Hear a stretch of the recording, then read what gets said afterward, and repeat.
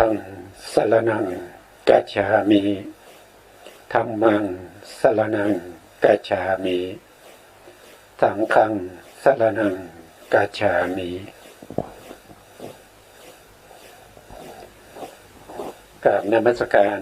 พระมหาเถระพระสังฆาธิการพระเถรานุเถระสวัสดีท่านผู้ฟังและผู้ชมทุกท่านที่ติดตามในรายการศึกษาพระสัทธรรมเพื่อการพ้นทุกข์ครั้งนี้เป็นครั้งที่59ครับเรายังศึกษาอยู่ในทีฆนิกายศีลขันธวรรคพรหมชาลสูตรในเรื่องของทิฏฐิ62วันนี้เราจะเข้าสู่อัปปลันตกัปปิกะทิฏฐิ44ซึ่งเป็นความเห็นผิดที่นึกคิดเอาเองในเรื่องของขันธ์ห้าที่จะมีในอนาคตซึ่งขันธ์ห้าที่เราจะได้เสวยหรือว่าที่เราจะพบในข้างหน้าเพื่อไม่ให้เสียเวลาเราเข้าสู่เนื้อหานะครับอัปปลันตกัปปิกะทิฏฐิ44ก็คือหมายถึงว่าทิฏฐิคือความเห็นผิดที่นึกคิดเอาเองในเรื่องของขันธ์ห้าในอนาคตนะครับเรามาดูข้อความข้อที่45ดูก่อนภิกษุทั้งหลายสมณพราหมณ์พวกหนึ่งกำหนดขันธ์ส่วนอนาคตมีความเห็นตามขันธ์ส่วนอนาคตปาลบขันธ์ส่วนอนาคตกล่าวคำแสดงทิฏฐิหลายชนิดด้วยกันนะครับก็ด้วยเหตุ44ประการก็สมณพราหมณ์ผู้เจริญเหล่านั้นอาศัยอะไรปาลบอะไรจึงมีขันธ์และจึงกำหนดขันธ์ส่วนอนาคตมีความเห็นตามขันธ์ส่วนอนาคตปาลบส่วนอนาคตกล่าวคำแสดงทิฏฐิหลายชนิดด้วยเหตุ44ประการ 1. สัญญีทิฏฐิ16ก่อนที่เราจะขึ้นในสัญญีทิฏฐินะครับเรามาดูตรงนี้ก่อนเพื่อให้เกิดความเข้าใจมากขึ้นนะครับนั่นก็คือเรื่องของเรื่องของเขาเรียกว่าศตวรรษ9นะครับศตวรรษ9เนี่ยเป็นที่อาศัยเกิดของสัตว์ทั้งหลาย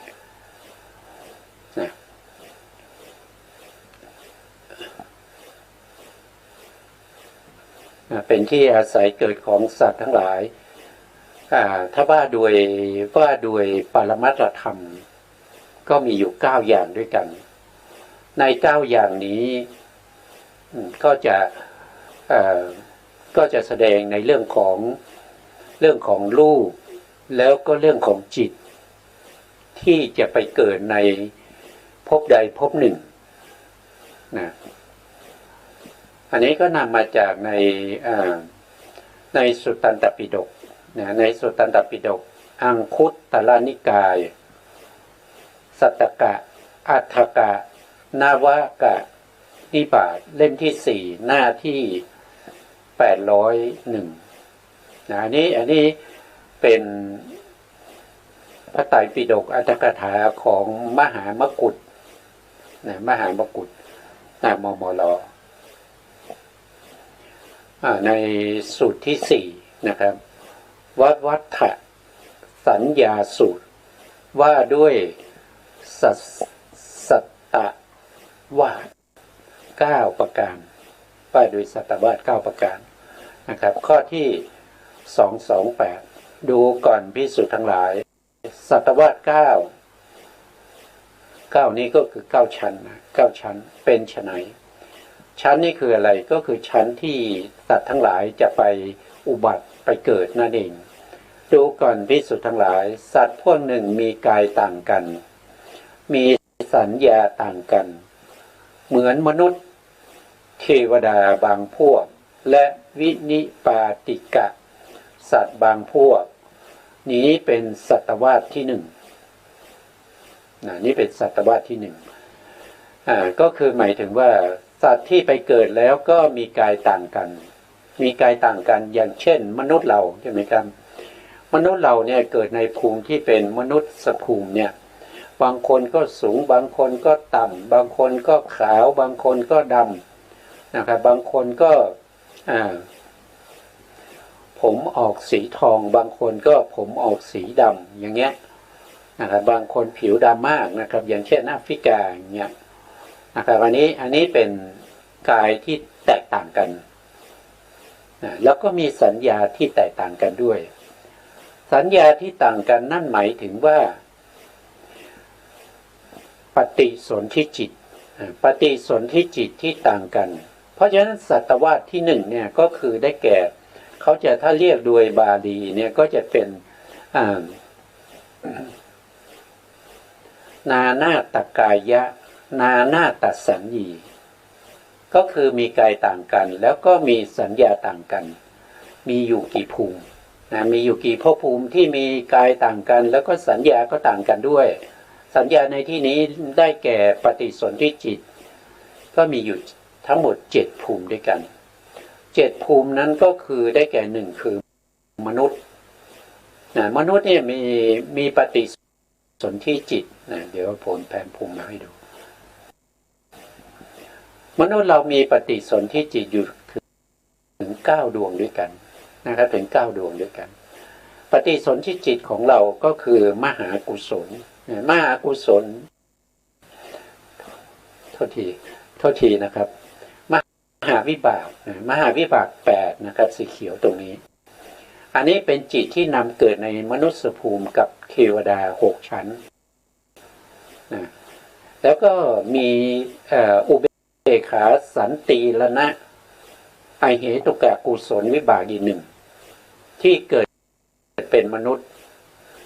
แล้วก็เกิดเป็นเทวดาชั้นต่ำรวมแล้วก็จะมีอยู่9ดวงด้วยกันเพราะฉะนั้นผู้ที่มาเกิดเป็นมนุษย์เนี่ยก็จะมีปฏิสนธิจิตที่แตกต่างกันเรียกว่า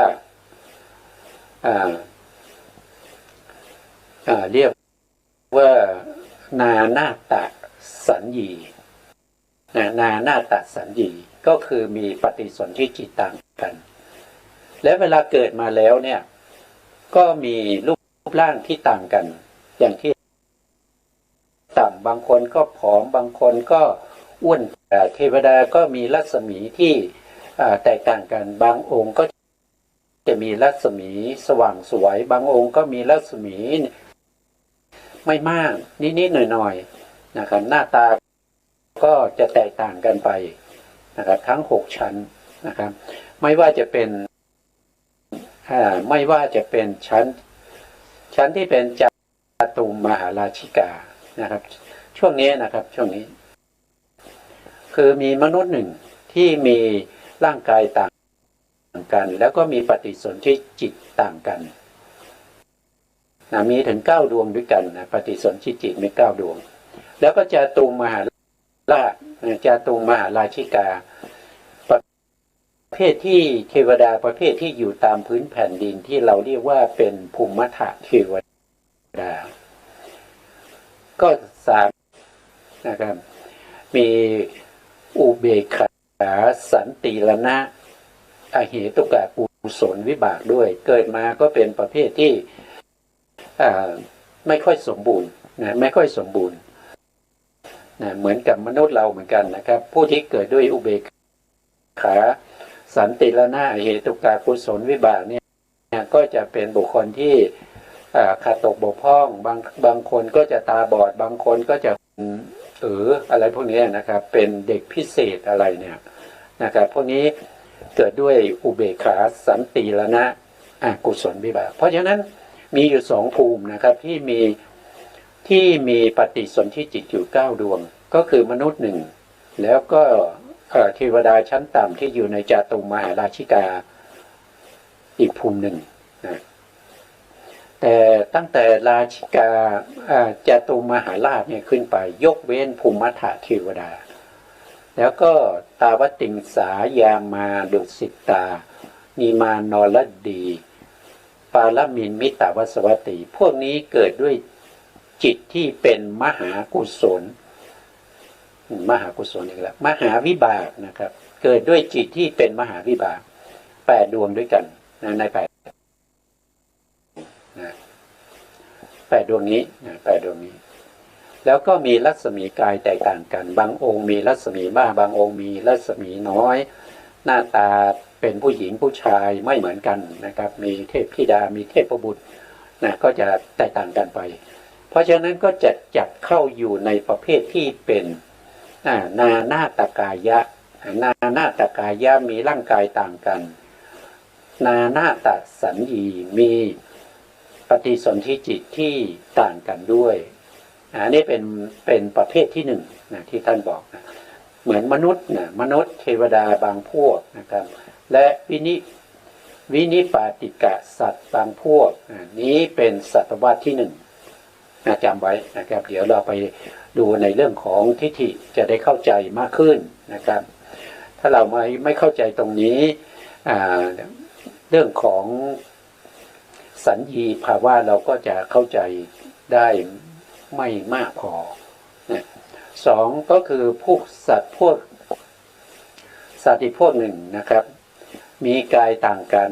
กายต่างกันก็เป็นนานาตกายะมีสัญญาอย่างเดียวกันนะครับมีสัญญาอย่างเดียวกันท่านบอกมีสัญญาอย่างเดียวกันตรงนี้น่าจะเป็นบักนะครับ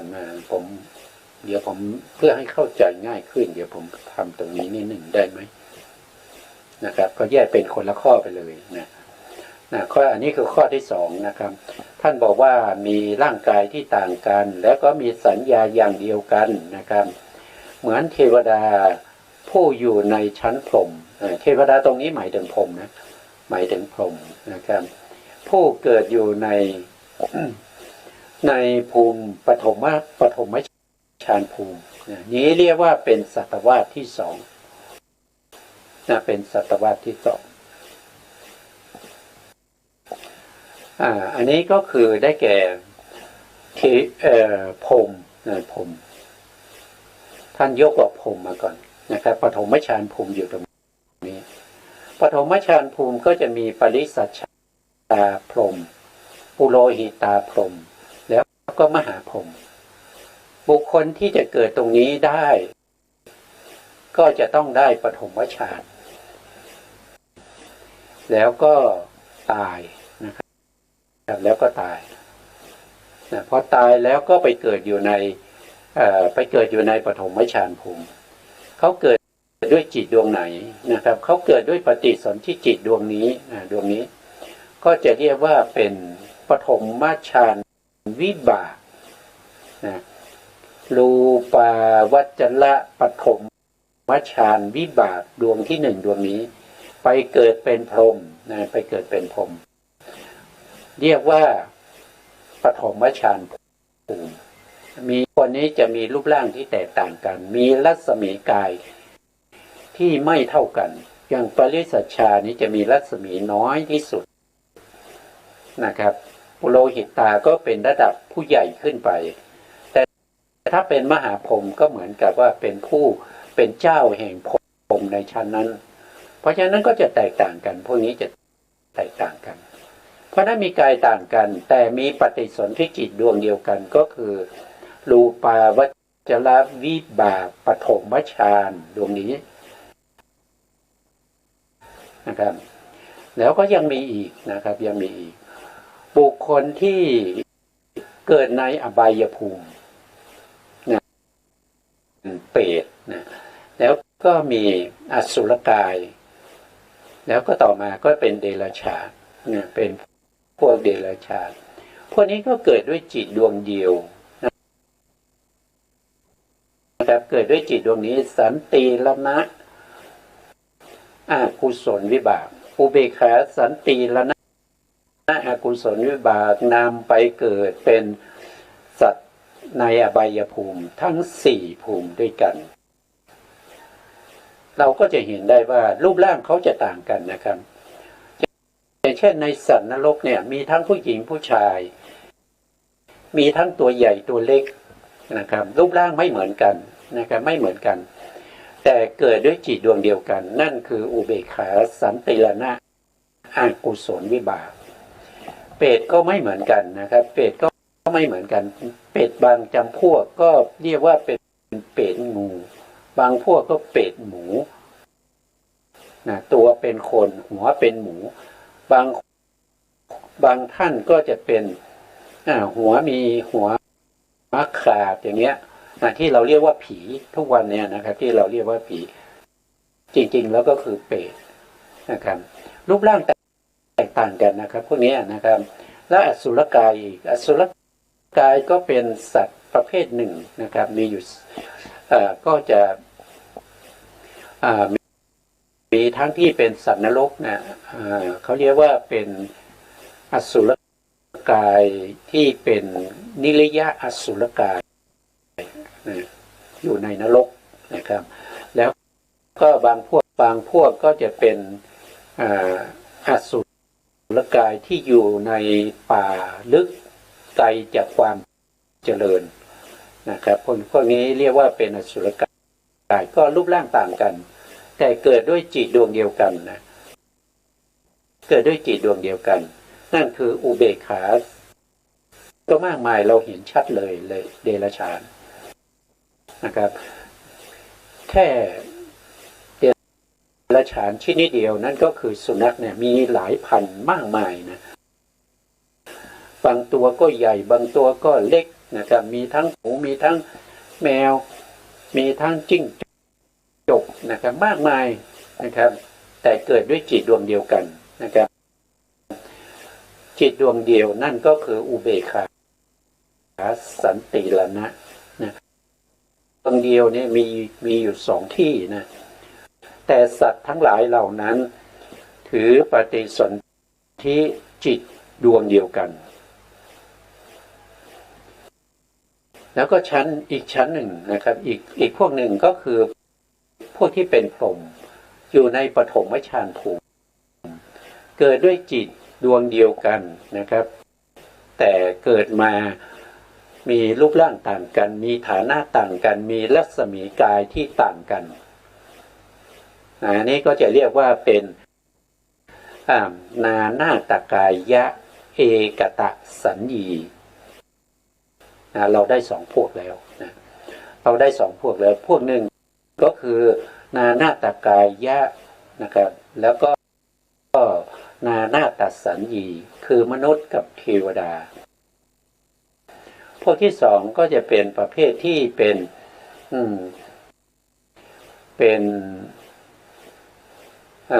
เขาเรียกว่าเนี่ยนานาตกายะคือร่างกายต่างกันมีสัญญาอย่างเดียวกันนั่นเรียกว่าเอกตกายะที่สามนะพวกที่สามก็คือกายะเอกตกายะอย่างเดียวกันนะร่างกายต่างกันร่างกายเหมือนกันสูงเหมือนกันหน้าตาก็เหมือนกันนะแล้วก็ผิวพรรณเหมือนกันรัศมีกายเหมือนกันนะอันนี้เป็นกายนะครับกายเอกตกายะมีสัญญาต่างกันมีสัญญาต่างกันก็คือมีปฏิสนธิจิตที่ต่างกันนะคืออะไรก็คือเทวดาชั้นอภัสรานี้เป็นสัตวาสที่สามอภัสราคือตรงนี้นะครับ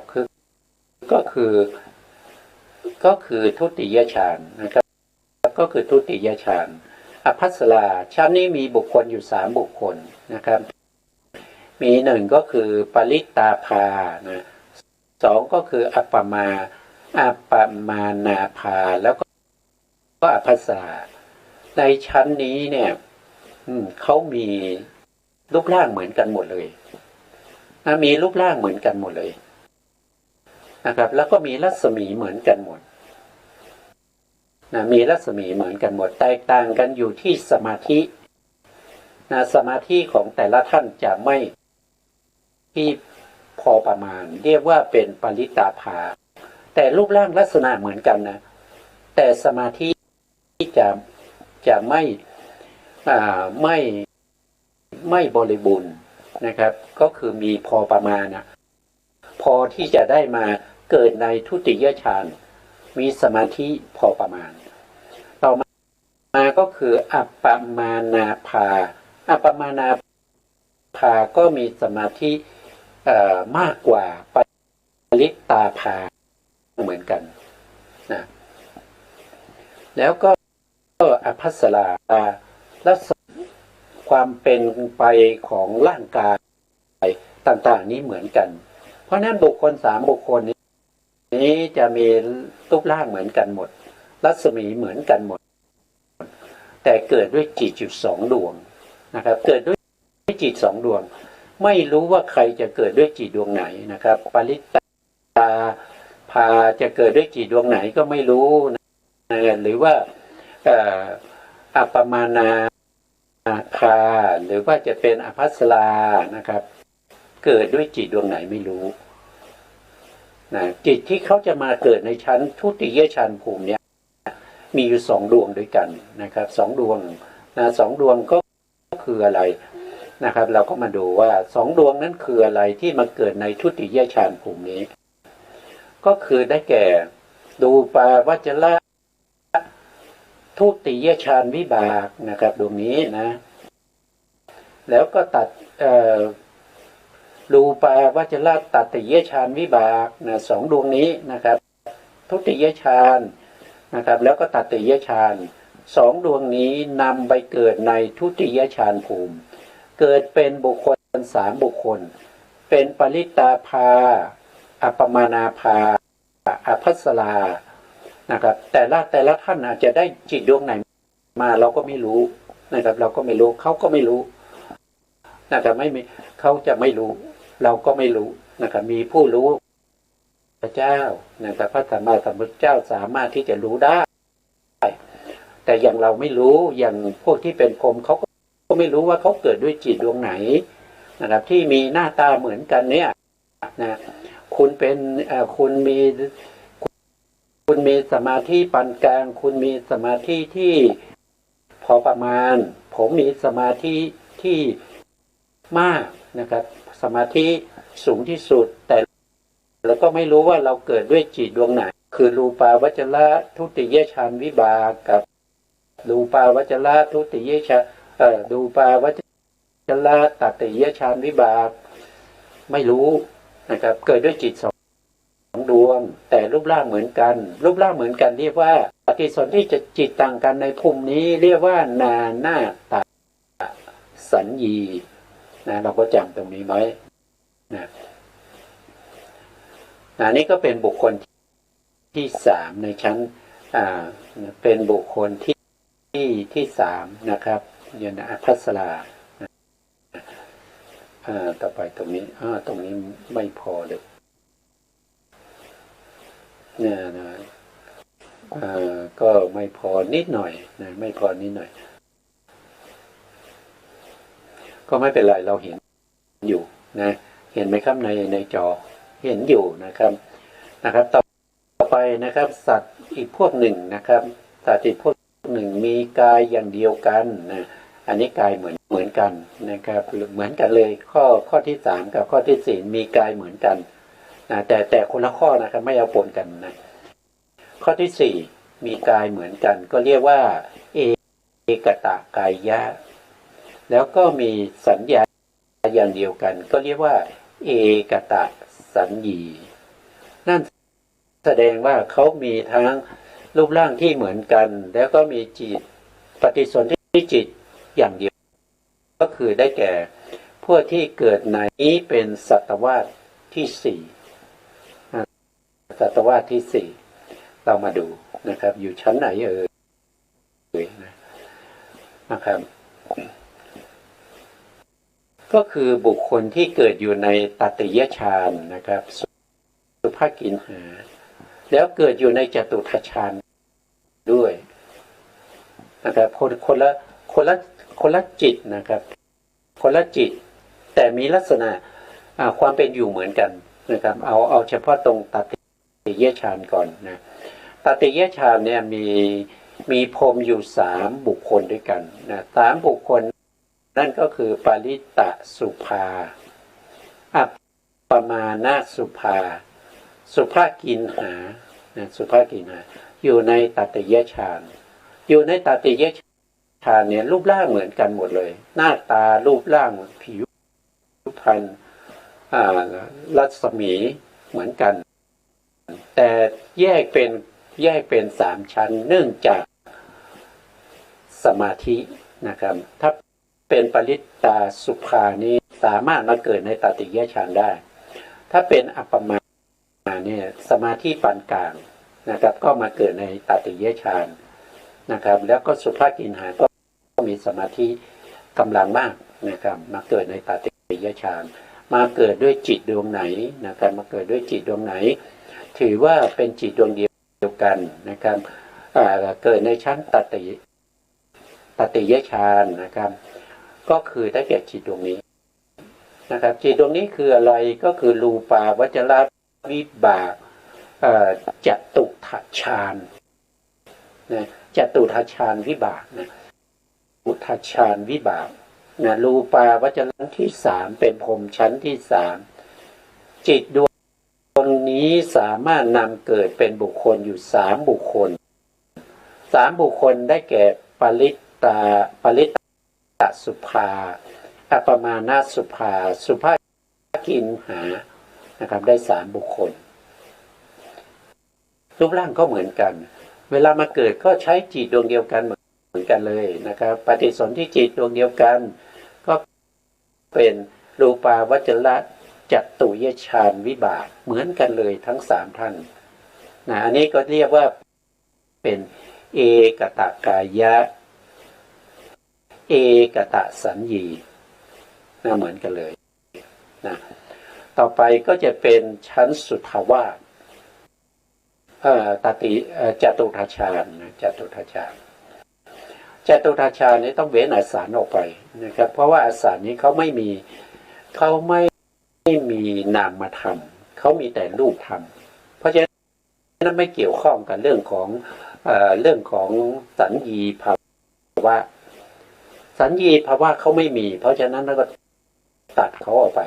ไม่เกี่ยวข้องนะครับพลาอะไรรวมแล้วก็6นะครับรวมแล้วก็6ภูมิด้วยกัน6ภูมินี้เรียกว่าเป็นจตุทัชฌานจตุทัชฌานภูมิจตุทัชฌานภูมิแบ่งเป็น2ส่วนที่1เรียกว่าเป็นสุทวาสแล้วก็อีกส่วนหนึ่งก็อยู่นอกสุทวาสเรียกว่าเวหาพลาพวกนี้ก็เกิดด้วยจิตดวงเดียวกันเหมือนกันนะครับเกิดด้วยจิตดวงเดียวกันนะจิตดวงนั้นก็คือได้แก่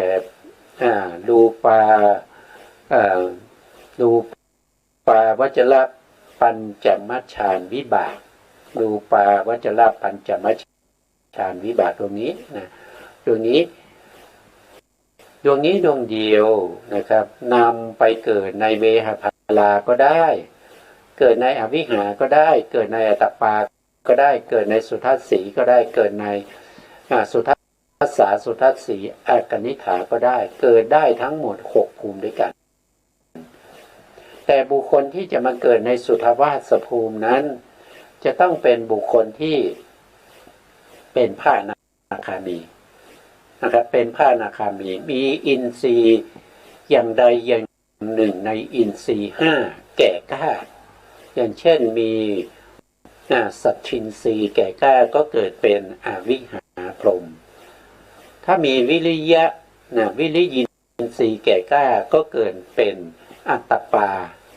นะครับพรหมนะถ้ามีสติแก่กล้าก็เกิดในสุทัสสาภูมิถ้ามีสมาธิแก่กล้านะครับก็เป็นสมาธินทรีย์ก็จะเกิดในสุทัสสีนะสุทัสสีพรหมถ้ามีปัญญาแก่กล้านะครับปัญญินทรีย์แก่กล้าก็จะเป็นอากนิฐาภูมิพรหมเหล่านี้มีรูปร่างหน้าตาเหมือนกัน นะครับแล้วก็เกิดด้วยจิตดวงเดียวกันก็เรียกว่าเป็นเอกตากายะเอกตะสัญญีนะครับแล้วก็เวหาพลานี้เป็นที่เกิดของส่วนมากบุคคลที่ได้จัตุ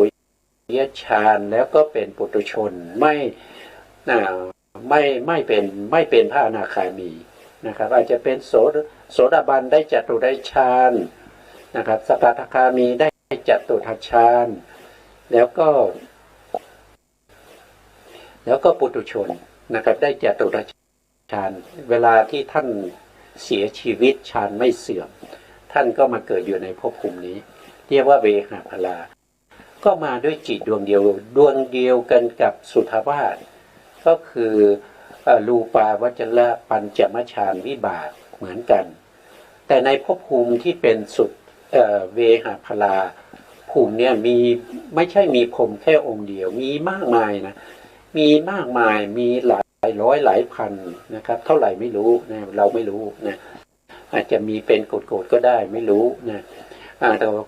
ท่านเหล่านั้นก็จะมีรัศมีเหมือนกันหมดนะรูปร่างเหมือนกันหมดนะ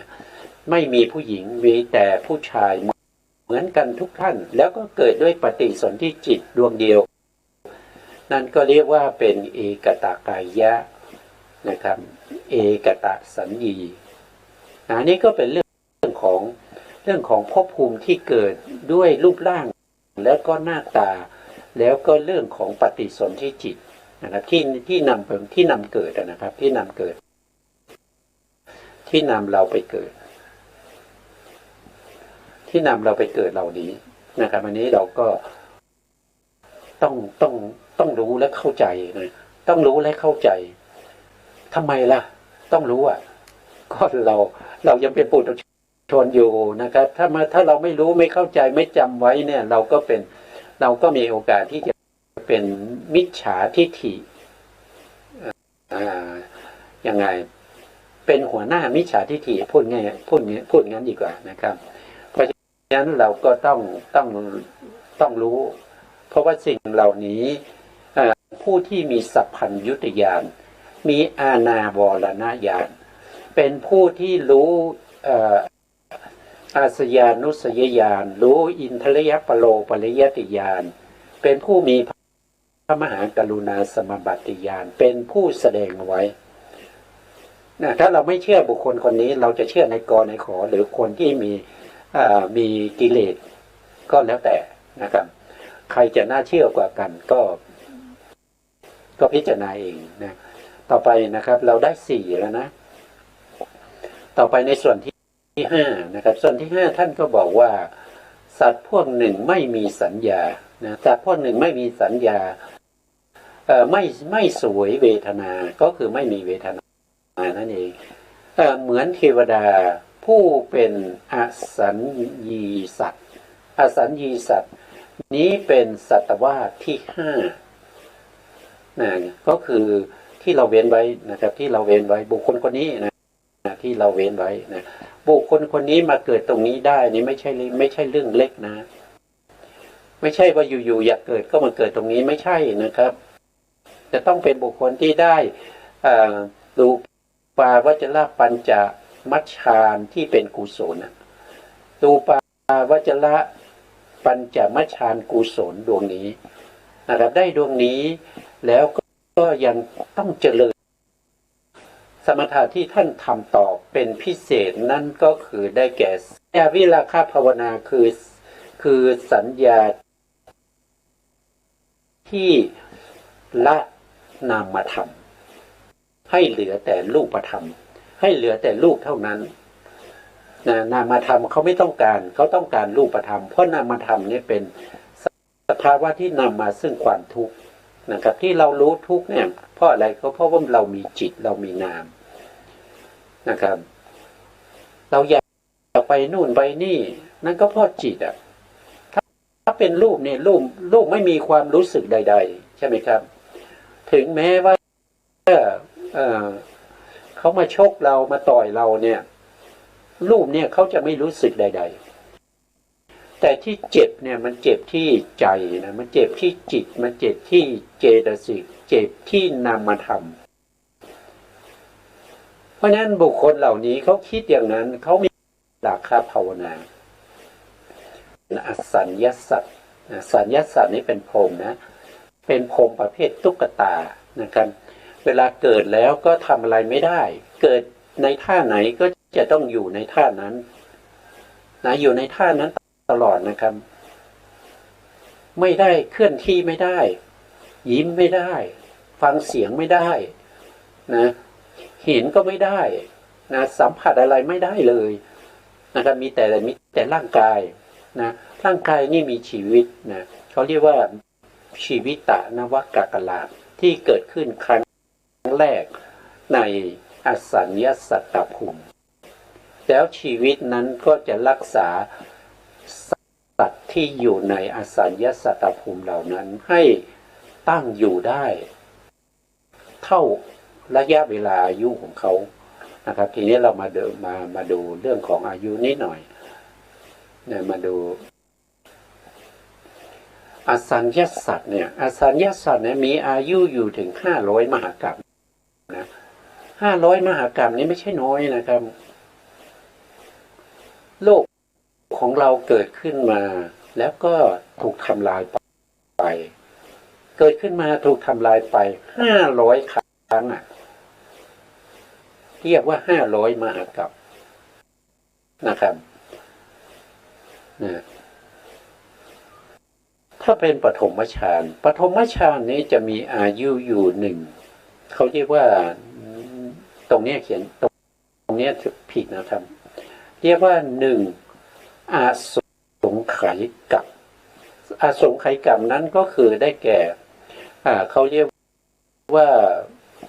วิวัตถายีอาสงไขยกัปนะไม่ใช่มหากัปนะอันนี้อยู่แค่อยู่ไปถูกน้ำทำลายถูกลมทำลายนะครับไม่ว่าโลกจะถูกทำลายด้วยไฟก็ทำลายมาถึงตรงที่ปฐมฌานถูกทำลายด้วยโลกถูกทำลายด้วยน้ำก็ขึ้นไปจนถึงอภัสราปฐมฌานก็ถูกทำลายด้วยโลกถูกทำลายด้วยลมกดจนถึงสุภกินหาปฐมฌานก็ถูกทำลายด้วยเพราะฉะนั้นปฐมฌานจะมีอายุไม่ถึงมหากัปไม่ถึง1 มหากัป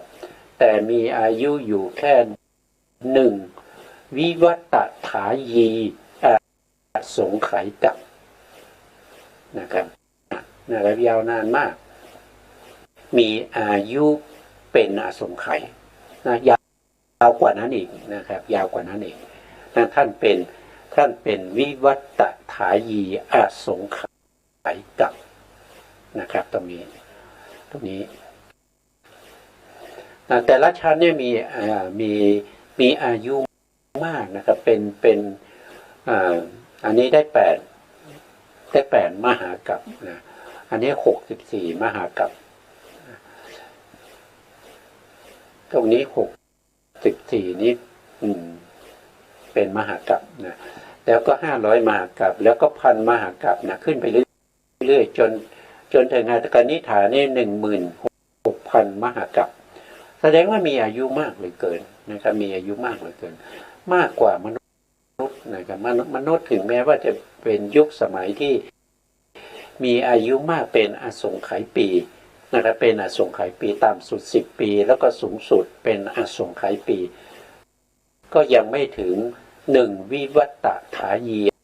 อสงไขยกัปนะ1วิวัตถายีอสงไขยกัปเนี่ยเท่ากับอายุกัปของมนุษย์ที่เป็นอสงไขยกัปนะอายุอสงไขยกัปของมนุษย์ถึง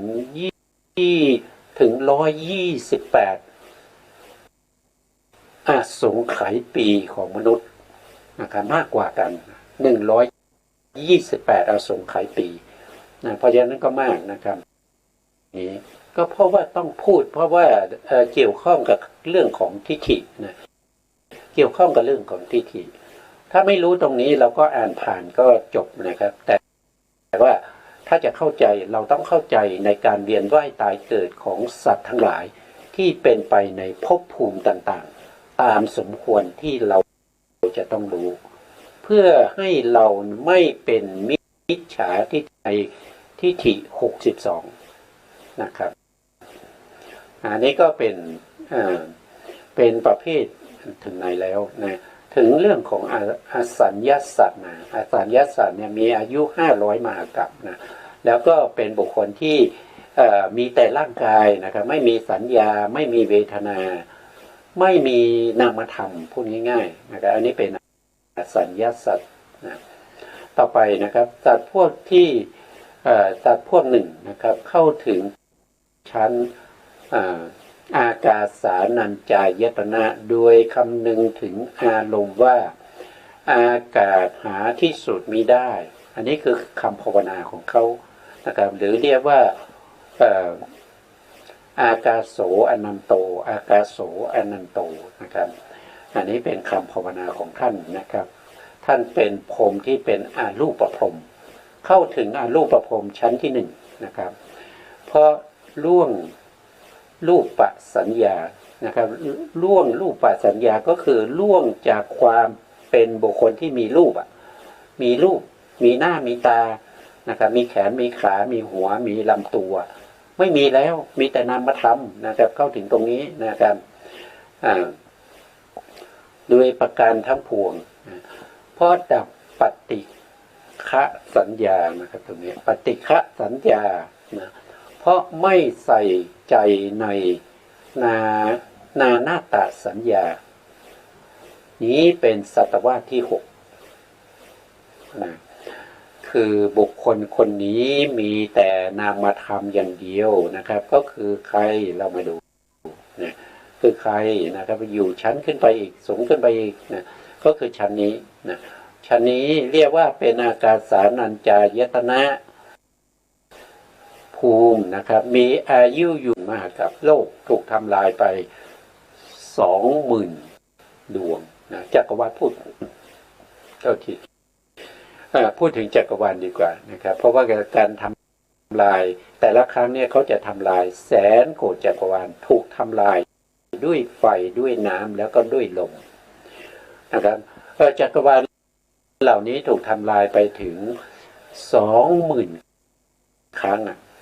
ถูกทำลายแล้วก็เกิดขึ้นใหม่แล้วก็ถูกทำลายแล้วก็เกิดขึ้นใหม่ถูกทำลายอย่างเนี้ยไปถึง 20,000 ครั้งเรียกว่าเป็น 20,000 มหากัปนะแล้วก็ต่อไปนะครับต่อไปบุคคลคนนั้นมาเกิดตรงนี้เนี่ยเป็นบุคคลที่มีแต่จิตกับเจตสิกเท่านั้นไม่มีรูปร่างร่างกายไม่มีรูปร่างร่างกายเรียกว่าเป็นอากาสานัญจายตนะภูมินะอากาสานัญจายตนะภูมินี้เป็นสมาธิที่เพิกจากกสิณทั้ง9นะครับกสิณทั้ง9ก็จะมีสินโลหิตกสิณนิลกะกสิณแล้วก็เพิกในเรื่องของโอกาสะก็คือแสงสว่างนะครับแสงสว่างแล้วก็ยังมีแสงสว่างก็เป็น9พอดีนะครับส่วนอากาศเนี่ยนะอากาศกสิณเนี่ยใช้ในการเพิกกสิณไม่ได้นะครับอากาศกสิณไม่สามารถที่จะทำให้ได้อากาสานัญจายตนะภูมินั้นนะไม่ได้นะครับเพราะฉะนั้นกสิณมีอยู่10แต่ที่จะนำมาทำเป็นอารูปฌานมีอยู่แค่9เว้นอากาสกสิณเว้นอากาศนะครับเว้นอากาศนะก็จะได้เป็นมาเกิดตรงนี้มาเกิดด้วยจิตดวงไหนนะครับมาเกิดด้วยจิตดวงไหนก็มาเกิดด้วยจิตดวงนี้จิตดวงนี้ก็คือได้แก่อรูปาวจระอากาสานัญจายตนะวิบากอากาสานัญจายตนะวิบากตอนได้ครั้งแรกนี้ก็เป็นกุศลนะครับก็เรียกว่าอากาสานัญจายตนะกุศลแต่ฌานไม่เสื่อม ตายก็ได้จิตดวงนี้เป็นปฏิสนธิเป็นอากาสานัญจายตนะวิบากไปเกิดในอากาสานัญจายตนะภูมิมีแต่นามธรรมไม่มีรูปธรรมไม่มีรูปธรรมพวกนี้เป็นพวกที่เขาเห็นว่ารูปเป็นภละรูปเป็นภละเป็นภละอย่างไรนะครับก็อย่างพวกเราอย่างพวกเราจะไปไหนเนี่ยนะครับเราต้องขึ้นรถใช่ไหมครับขึ้นรถลงเรือขึ้นเครื่องบินต้องพากายไปด้วยมันยุ่งยากนะครับมันยุ่งยากแต่ถ้าเป็นนามธรรมเนี่ยนึกถึงกรุงเทพก็ไปกรุงเทพแล้วนึกถึงอเมริกาก็ไปอยู่อเมริกาแล้วนึกถึงเทวดาก็ไปเป็นเทวดาแล้วอันนั้นคือนามธรรมบุคคลเหล่านี้เขาเห็นว่ารูปธรรมนี้เป็นภาระแก่เขาจึงเจริญละรูปธรรมนั่นเรียกว่าเป็นรูปราคะรูปราคะ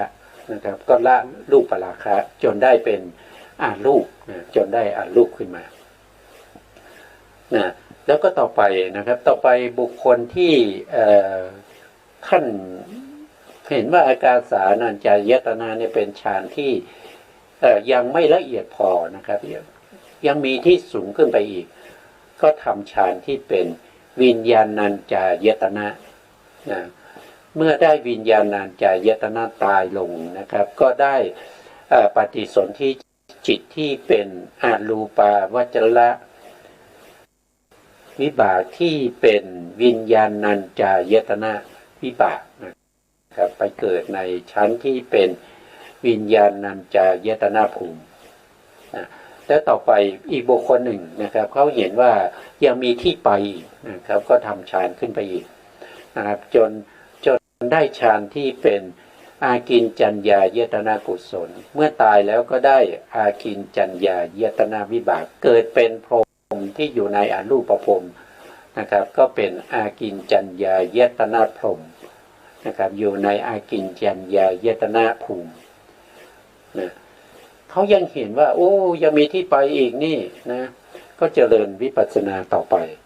เท่าที่เจริญสมาธินะไม่ใช่วิปัสสนานะครับเจริญสมาธิต่อไปนะเมื่อเจริญสมาธิให้สูงขึ้นเรื่อยๆนะครับก็ได้เป็นอากาเท่าที่เนวสัญญานาสัญญายตนะกุศลเมื่อตายแล้วก็ได้มาเป็นเนวสัญญานาสัญญายตนะวิบากนำไปเกิดเป็นพรหมที่เป็นเนวสัญญานาสัญญายตนะพรหมเป็นที่สูงที่สุดในภพภูมินี้จะมีสัญญาที่ละเอียดมากนะครับมีก็เหมือนไม่มีก็เหมือนมีนะครับตรงนี้ละเอียดมากสัญญาตรงนี้ความรู้สึกตรงนี้ยังไม่สามารถที่จะนำไปเจริญวิปัสสนาได้นะครับนามธรรมนะตรงนี้เนี่ยไม่สามารถจะเอาไปเป็นอารมณ์ของวิปัสสนาได้เพราะเป็นอารมณ์ที่ละเอียดมากเพราะฉะนั้นเวลาเราเจริญพูดถึงวิปัสสนานะครับเวลาเราเจริญนามรูปปริเฉทญาณเราต้องเว้นเนวสัญญานาสัญญายตนะจิตนะครับไม่เอามาเป็นอารมณ์เพราะละเอียดเกินไปนะครับกำหนดรู้ได้ยากเข้าถึงได้ยากเสียเวลานะครับเราก็ไม่ใช้ตรงนี้แล้วก็อายุเขาอยู่ถึง 84,000 มหากรัปด้วยอายุยืนยาวมากเลยนะครับต่อมีอีกไหมก็ไม่มีนะครับหมดแล้วหมดแล้วก็วิญญาณัญจายตนะนะครับก็เป็นชั้นที่7เป็นชั้นที่7นะครับเป็นชั้นที่7แล้วก็ยังมีชั้นที่8นะครับชั้นที่8ก็คืออากินจัญญายตนะนะครับเราผ่านมาแล้วเราดูแผนภูมิผ่านมาแล้วเป็นชั้นที่8นะเป็นชั้นที่8แล้วก็เนวสัญญานาสัญญายตนะเป็นชั้นที่9นะครับสรุปแล้วก็มีอยู่9ก็เรียกว่าเป็นสัตวาส9นะครับสัตวาส9ก็คือที่เกิดของสัตว์ทั้งหลาย นะครับมีอยู่เก้าอย่างจำแนกด้วยประเภทนะแต่ถ้าจะจำแนกโดยพิสดารก็มีมากมายนะครับมีหลายมากมายเหลือเกินจำแนกโดยความเป็นภูมิก็จะมีสามใช่ไหมจำแนกโดยความเป็นภูมิก็มีกามภูมิรูปภูมิอรูปภูมิจำแนกโดยกำเนิดก็มีสี่นะครับกำเนิดมีสี่กำเนิดสี่ก็จะมีชลาพุชะอันทัชชะสังเสทัชชะโอปปาติกะหรือว่าจำแนกโดยความเป็นคติก็จะมีห้านิรยคติเปติวิสัยคติเดรัจฉานคตินะครับแล้วก็มีมนุษย์คติแล้วก็เทวดาคติเทวดากับพรหมก็รวมกันนะครับหรือจะเรียกว่าวิญญาณถีติเจ็ดก็ได้วิญญาณถีติเจ็ดนั่นก็คือเราก็เอาอากาสาโทษทีเอาที่ไม่มีสัญญากับสัญญาที่ละเอียดมากออกไปนั่นก็คือได้แก่สัตว์อะไรหนึ่งก็คือเอาเนวสัญญานาสัญญาออกไปก่อนสองก็เอาพวกที่มีแต่รูปอย่างเดียวไม่มีสัญญานั่นก็คืออะไรผมลืมไหมผมอสัญญาสัตว์อสัญญาสัตว์ออกไปนะครับอสัญญาสัตว์เพราะเขาไม่มีนามธรรมเอาอสัญญาสัตว์ออกไปเพราะไม่มีนามธรรมก็ไม่เรียกว่าเป็นวิญญาณทิฏฐินะไม่เรียกว่าวิญญาณทิฏฐิเพราะเขาไม่มีนะเขาไม่มีแล้วก็เนวสัญญานาสัญญาก็ออกเพราะว่าอารมณ์เขาละเอียดมากนะครับจะมีก็เหมือนไม่มีไม่มีก็เหมือนมีอันนี้ทั้งหมดนี้ก็เรียกว่าเป็นการเวียนว่ายตายเกิดของสัตว์ทั้งหลายนะครับเพราะฉะนั้นพวกที่มีทิฏฐิเนี่ยพวกที่มีทิฏฐิในส่วนมากก็จะเกี่ยวกับเรื่องของการเวียนว่ายตายเกิดนะครับเรามาเกิดตรงนี้เนี่ยเรามาจากไหนในอดีตเรามีขันธ์ห้าหรือเปล่าในอดีตเราเป็นยังไงเรามาเกิดตรงนี้มาจากตรงไหนเนี่ยสงสัยอย่างเนี้ยแล้วจากตรงนี้เราจะไปเกิดที่ไหนจะไปเกิดเป็นใครจะมีสัญญาจะมีอาหารจะมีรูปร่างยังไงนะครับจะมีความสุขความทุกข์เป็นยังไงจะเป็นชื่ออะไรอย่างเงี้ยสงสัยนะครับอันนี้ก็เป็นที่มาของทิฏฐิทั้งหลายนะครับทิฏฐิทั้งหลายก็จะมาจากอย่างนี้ถ้าเราเข้าใจในเรื่องของการเวียนว่ายตายเกิดในแง่มุมต่างๆเราก็จะสามารถที่จะเข้าใจถึงความเห็นผิดความตึกความนึกความตองของผู้อื่นที่สามารถมีวาทะนะครับมีวาทะมีกวีพูดจาอ่อนหวานบาดล้อมให้เราเชื่อเรามีความรู้เราจะไม่หลงเชื่อเราจะไม่มีทิฏฐิเหมือนเขาแต่ถ้าเราไม่มีความรู้เรื่องของสิ่งเหล่านี้เนี่ยเราฟังแล้วเราก็จะคอยตามเป็นจริงจริงเลยจริงเว้ยจริงก็มันก็ไปเป็นอะไรเป็นทิฏฐิ62เหมือนกันหมดนะเราจะข้ามพ้นจากทิฏฐิเหล่านี้ได้พระพุทธเจ้าไม่ใช่ได้ยินได้ฟังในคำสั่งสอนของมิจฉาทิฏฐิผู้ที่เป็นปุถุชนนะครับนึกคิดเอาเองว่าเอาเองโดยไม่มีสัพพัญญุตญาณเหมือนกับพระสัมมาสัมพุทธเจ้าดูเวลาแล้วก็เหลือนิดเดียวนะครับไม่รู้จะ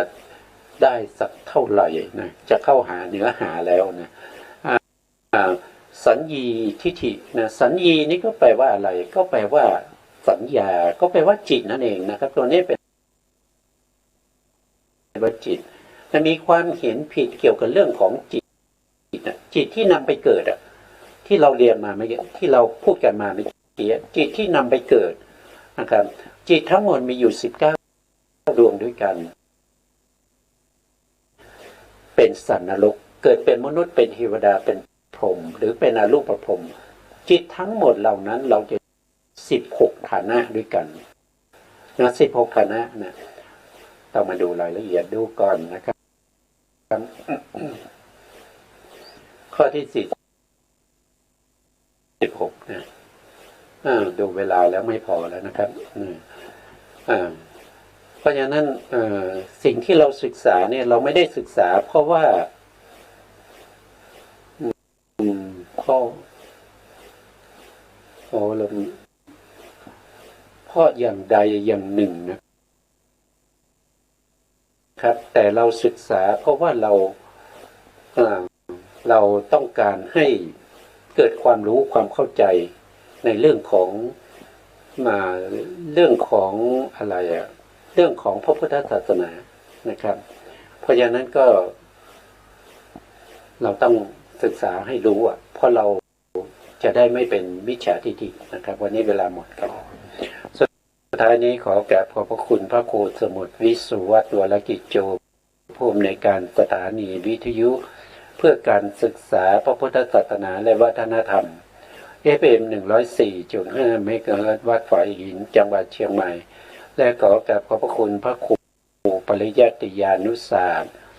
ขอบคุณท่านผู้การธนัทเดชะและก็ขอบคุณท่านผู้ฟังและผู้ชมทุกท่านที่ติดตามในรายการศึกษาพระธรรมเพื่อการพ้นทุกข์พบกันใหม่ในโอกาสต่อไปครับ